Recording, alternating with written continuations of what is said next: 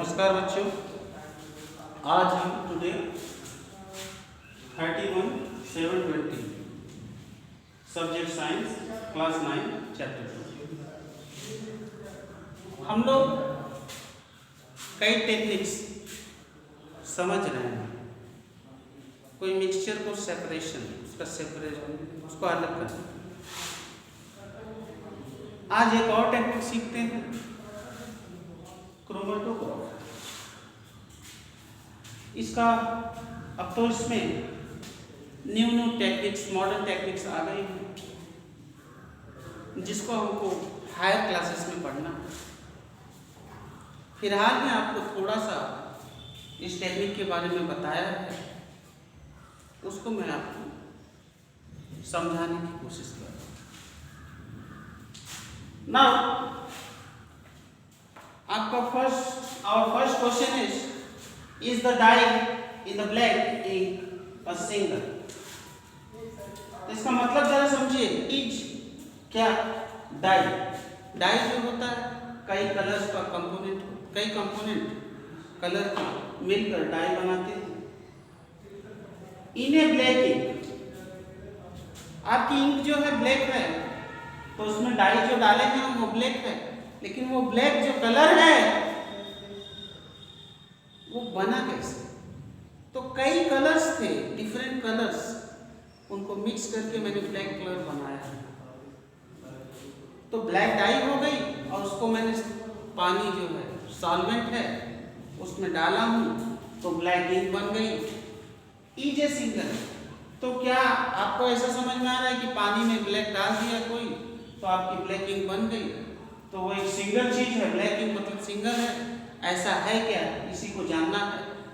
तो एक्चुअली ये जो ब्लैक इंक बनी, तो ये कई कलर्स का कंपोनेंट, कई कलर्स उसमें मिलते हैं तब ब्लैक बनता है। तो हमें उस ब्लैक कलर में से सेपरेशन करना है कि वो जो ब्लैक इंक बन रही है उसमें हमको सेपरेशन करना है कि कितने कलर इसमें मिलाए गए हैं जिसकी वजह से ब्लैक इंक बनी।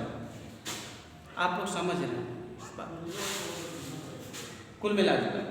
और उसको प्राप्त करने के लिए, उसको समझने के लिए, उसके सेपरेशन के लिए हम एक टेक्निक यूज कर रहे हैं जिसे हम क्रोमेटोग्राफी कहते हैं। तो जरा आज समझते हैं। आपको एक डायग्राम दिख रहा होगा, ये वाला, इसको आप जरा अपने किताब में देखेंगे और इसके बाद मैं आपको समझाता हूँ। Take a thin strip of filter paper. Filter paper जिससे हम कोई चीज़ फिल्टर करते हैं, छानते हैं, उसको फिल्टर पेपर बोलते हैं। हिंदी में बोलते हैं छन्नक पत्र, हिंदी में उसे हम छन्नक पत्र कहते हैं।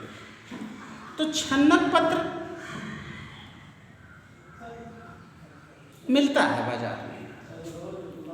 जब आप पढ़ेंगे तो आपको इसकी एक्टिविटी कराई जाएगी अपने स्कूल में, तो आप उसमें देखेंगे। छन्नक पत्र जो होगा, एक इसकी स्ट्रिप ले लीजिए, स्ट्रिप मतलब टुकड़ा ले लीजिए, टुकड़ा एक छोटा सा कटिंग कर लीजिए रेक्टेंगल के जैसे, और कट करने के बाद मैं डायग्राम के साथ में दिखाने की कोशिश करता हूँ।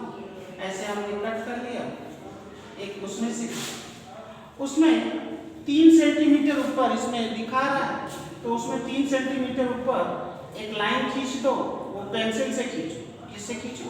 पेंसिल से। पेंसिल से एक लाइन खींच लो।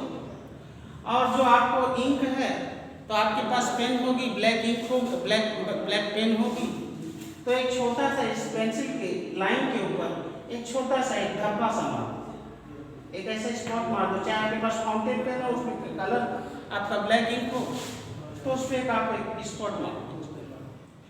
इसके बाद आप एक ग्लास जार ले लीजिए, उसमें आप पानी भरिए, पानी में इसको ऐसे रखना है कि सिर्फ ये डूबने न पाए।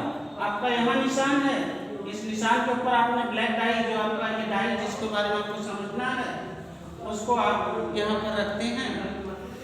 तो यहाँ पर मतलब उसका एक टिप मारा है आपने, अब उसी में क्या फर्क पड़ता है, क्या होता है, उसको समझना है। तो इस आप स्ट्रिप पेपर को इस प्रकार यहाँ पर व्यवस्थित करिए। उस व्यवस्थित के लिए एक रॉड लगा दीजिए, रॉड में यहाँ से इसको ऐसे रस्सी से बांध दीजिए, इधर से भी और इधर से भी, और इस प्रकार लटकाइए कि इस पानी को सिर्फ टच करे, इसको डुबाना नहीं, ये पानी को टच करे। आपको समझ में आया होगा। तो फिल्टर जो होता है वो पानी को सोखता है, फिल्टर पेपर। तो पानी धीरे धीरे इसमें चढ़ेगा और धीरे धीरे यहाँ जब पहुँचेगा पानी, तो इसमें जो आपका ब्लैक इंक का जो आपने स्पॉट मारा है, उसमें ब्लैक इंक कई कलर्स के कंपोनेंट्स से मिलाकर बनाई गई थी। तो इसको हम लोग समझ ही रहे हैं। तो वो जो पानी ऊपर चढ़ेगा, पहुंचेगा, तो क्या करेगा वो, उसमें सलूबल जो कंपोनेंट, अभी जैसे मैं नमक को पानी में डालता हूं तो नमक घुल जाता है ऑटोमेटिक, तेल को डालता हूं तो नहीं घुलता है, कोई और वस्तु डालूंगा वो कुछ समय में घुलती है, जैसे इंक डालता हूं तो धीरे धीरे घुलता है। तो कुछ कंपोनेंट पानी में ज़्यादा तेज सलूबल होते हैं, कुछ कंपोनेंट स्लो सलूबल होते हैं, मिलेंगे लेकिन स्लो मिलेंगे, कुछ और स्लो होते हैं, कुछ और स्लो होते हैं। तो जो ये डाई ब्लैक इंक बनी है डाई की, उसमें कई कलर हैं। तो जब यहाँ पहुँचेगा तो उसमें से जो कंपोनेंट्स हैं उसके जो फास्टेस्ट सलूबल हैं वो जल्दी मिलेंगे, तो उनका कलर अलग दिखने लगेगा, उनका कलर अलग दिखने लगेगा। और इसी प्रकार उसके बाद तो कई कलर्स की जो डाई बनी है, जैसे कि आपका ब्लैक इंक बना है, तो कई कलर्स में अलग अलग दिखने लगते हैं। तो थोड़ा सा फटाक से जान लो। तो आपको यही सब करना है, इसमें यही सब लिखा हुआ है। और इसके बाद क्या आपको मिला, the ink that we use have water. तो जो हमने इंक यूज किया उसमें पानी था एज द सॉल्वेंट के रूप में भाई इंक, और वो जो डाई थी वो सल्यूट थी। और सॉल्वेंट ज़्यादा होता है, सॉल्वेंट की मात्रा ज़्यादा होती है और सल्यूट कम होता है, तो डाई मिला के तब तो हमने इंक बनाया था। The dye is soluble in it as the water rises. जैसे जैसे पानी इसमें फिल्टर पेपर सोखेगा, जैसे जैसे वो कैरी करेगा उस पानी को, पानी जैसे जैसे ऊपर पहुंचेगा on the filter paper, it takes along with it dyes particle. तो वो डाई पार्टिकल जो उसमें आपने स्पॉट मारा है उसको भी उसमें अपने अंदर मिलाने की कोशिश करेगा।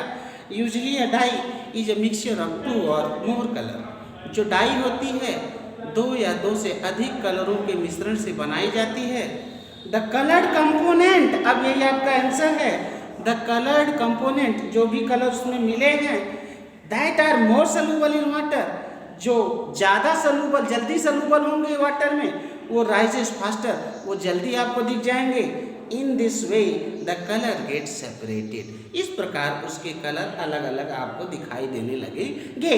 This process of separation of component of mixture is known as chromatography. तो ये जो आपने प्रोसेस किया, इस प्रोसेस को हम क्रोमेटोग्राफी कहते हैं।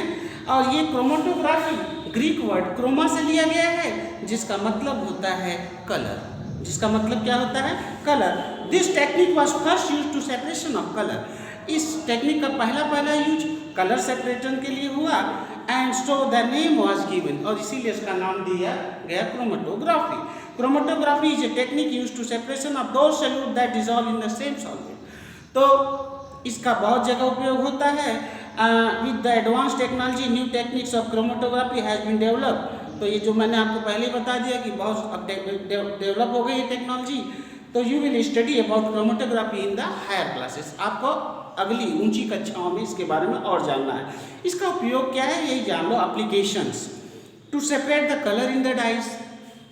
आपको कलर को अलग करना है डाई का, तो या कोई नेचुरल कलर है उसके पिगमेंट्स को अलग करना है, या आप जो ब्लड का सैंपल दे के जाते हैं तो उसमें दवा कितनी है, ड्रग्स की मात्रा कितनी है, उसको भी पता करने के लिए इसका उपयोग होता है। क्योंकि ड्रग्स जो होगा उसके पार्टिकल्स कम सॉल्युबल होंगे और ब्लड में जो पार्टिकल्स होंगे वो ज़्यादा सोल्यूबल होंगे तो वो अलग अलग हो जाते हैं।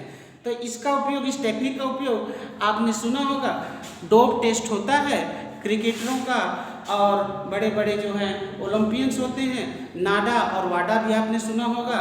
नाडा जो है वो इंडियन की है शायद, कि वाडा है, मुझे इसके बारे में ज़्यादा जानकारी नहीं है।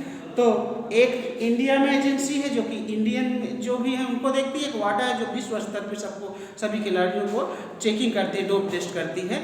तो वहाँ इसका क्रोमेटोग्राफी से ये पता किया जाता है कि वो एथलेटिक जो कि कोई खेल में भाग ले रहा है तो वो क्या ड्रग्स लेकर उस खेल में पार्टिसिपेट कर रहा है क्या। तो ऐसे इसका बहुत सारा उपयोग है और इसके आगे का हम लोग कल जानेंगे। धन्यवाद।